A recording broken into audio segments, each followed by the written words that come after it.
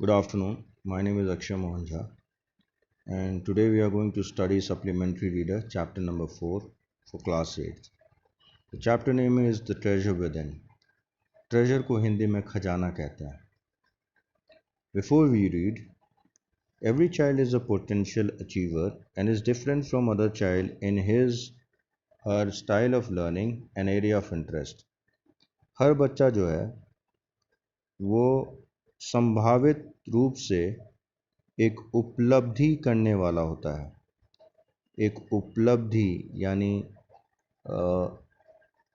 हर बच्चा जो है वो कुछ ना कुछ करने लायक होता है. And is different from other child in his her style of learning, और वो बिल्कुल भिन्न होता है दूसरे बच्चे से सीखने के क्रम में. एंड एरिया ऑफ इंटरेस्ट, या उसका इंटरेस्ट वो क्या चाहता है उसमें. Read the interview that follows. अब इस इंटरव्यू को पढ़िए और समझिए. It is based on a conversation between miss Bela Raja, editor of Spurs.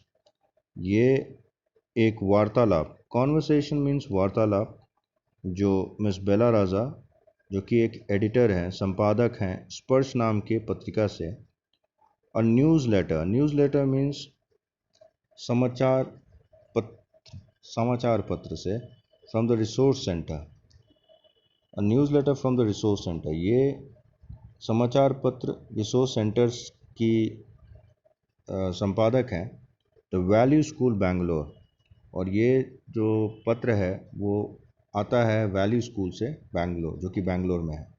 And mister Hafeez contractor, one of India's leading architects. और हफीज़ कॉन्ट्रैक्टर जो हैं वो इंडिया के एक बहुत ही नामी गिनामी आर्किटेक्ट हैं. आर्किटेक्ट वो होता है जो बिल्डिंग बनाता है या बड़े बड़े कॉन्ट्रैक्ट्स को लेता है. Hafeez contractor was an unhappy school boy. Hafeez contractor बचपन में बहुत खुश नहीं था एज ए स्कूल बॉय. पढ़ने लिखने से या स्कूल जाने से उसको ज़्यादा खुशी नहीं मिलती थी. He love doing things but detested mechanical learning. उसको काम करना अच्छा लगता था बट उसको नफ़रत थी मैकेनिकल लर्निंग, यानी मशीनरी के बारे में सीखने से उसको नफ़रत था. Mathematics gave him the शिवर्स. और मैथमेटिक्स जो है वो उसको डरा देता था, उसमें कंपन पैदा कर देता. What his principal once said to him influenced him deeply. एक बार जो उनके प्रिंसिपल हैं उन्होंने उनको कहा और ये उनको बहुत प्रभावित किया. Hafeez Contractor, I use to have this terrible nightmare. Hafeez Contractor कहते हैं कि मुझे बहुत ही भयावह बुरा सपना आता था. नाइटमेयर का मतलब सपना. Only now over the last 4 to 5 years, केवल अब जब 4 से 5 साल बीते हैं, it seems to have disappear. ऐसा लगता है कि वो गायब हो गया सपना. अब ये बेला राजा, बेला राजा के लिए यूज़ किया गया है. बेला राजा पूछती है, what nightmare are you talking about and why do you think it has disappeared now. Bela Raja कहती है कि किस नाइटमेयर के बारे में आप बात कर रहे हैं और क्यों आपको लगता है कि वो अब ख़त्म हो गया है. Why do you think it has disappeared now. अब आप क्यों सोचते हैं कि वो गायब हो गया. Hafiz contractor, I used to get continuous nightmares about appearing for math exams where I did not know anything. कहता है मुझे बार बार सपना आता था, जो सपना आता था कि मैं अपियर कर रहा हूँ मैथ्स के एग्ज़ाम्स के लिए, where I did not know anything, और वो मैथ्स में मुझे कुछ आता नहीं. Now the psyche must have gotten over it. लेकिन अब शायद मेरा माइंड जो है उसके ऊपर, मतलब अब मैं उसको विसर गया हूँ, यानी मेरा मेंटालिटी अब चेंज कर गया है. हैव गॉटन ओवर मीन्स मेरा मेंटालिटी चेंज कर गया है. यहाँ हैव गॉटन ओवर का मतलब है चेंज कर जाना. My mentality has change now. I don't have to think about education. अब मुझे शिक्षा के बारे में ज़्यादा चिंता नहीं करना है. And there is absolutely no time to get nightmares. चूँकि मैं शिक्षा में अब आगे नहीं हूँ, मतलब अब पढ़ाई के क्षेत्र में नहीं हूँ, तो अब मुझे ये सपना नहीं आता, ये नाइटमेयर्स नहीं आता, ये बुरा सपना नहीं आता. नाइटमेयर्स कहते हैं बुरा सपना को.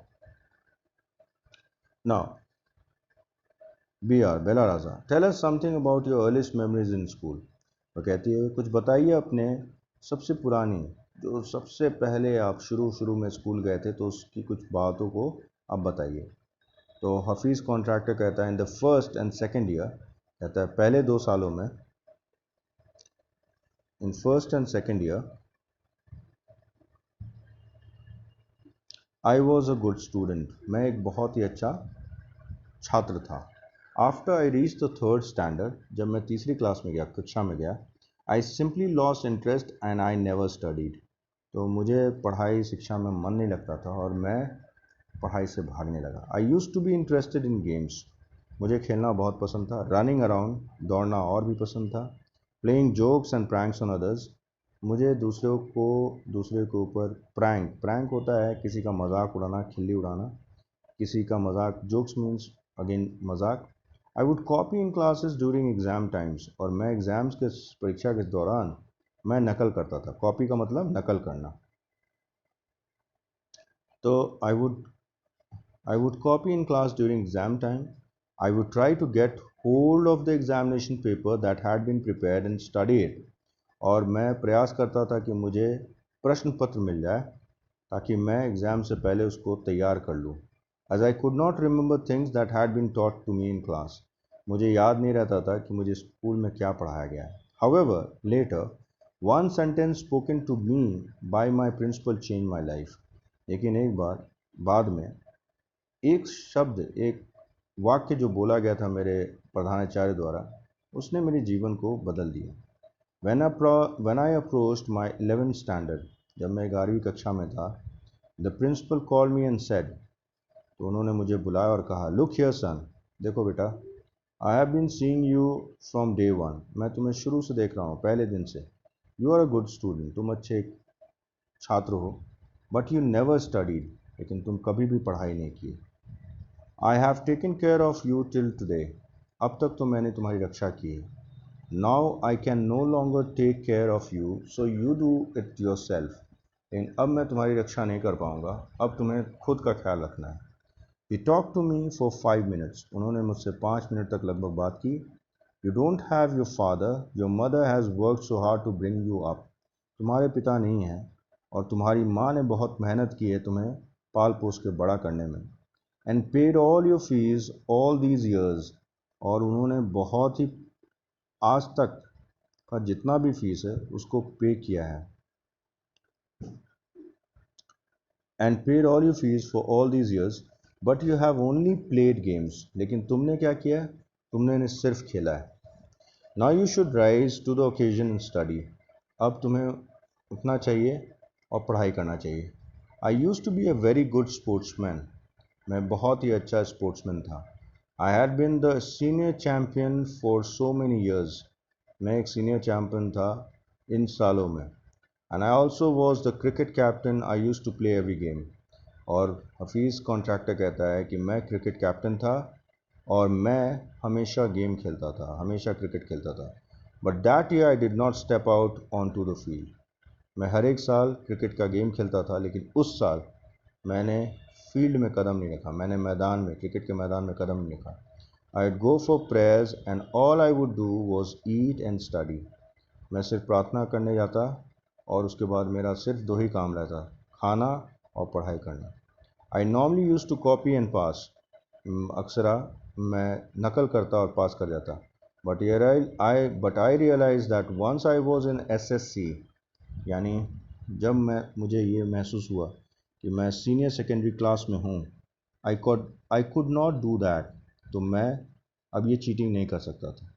When I got a second class, जब मुझे सेकेंड क्लास आया 50% इन माई SSC, माई प्रिंसिपल सेड, जब मुझे सेकेंड क्लास आया 50% आया मुझे सीनियर सेकेंडरी क्लास में, मेरे प्रिंसिपल, मेरे प्रधानाचार्य ने कहा, son, consider yourself as having got a distinction, कहा कि बेटा अब ये मान लो कि तुमको डिस्टिंक्शन आया है।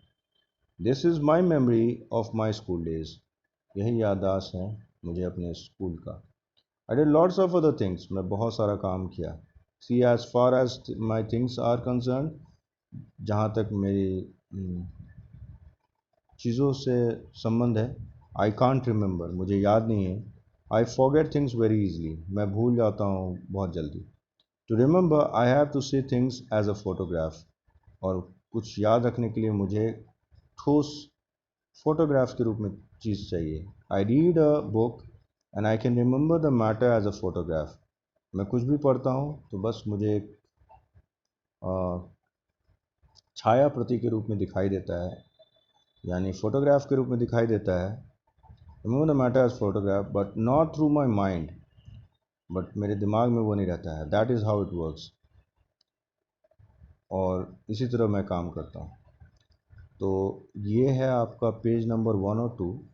आई explain that to you. I hope you all to study this chapter. I go real slow as I have been doing earlier. मैं दो दो पेज या तीन तीन पेज पढ़ के आपको ये चैप्टर कंप्लीट करूँगा. And I hope that I will complete it in 2 or 3 days. So study the chapter, and if you have problem you can ask me in your doubt class. So thank you as of now. Have a wonderful day. Bye.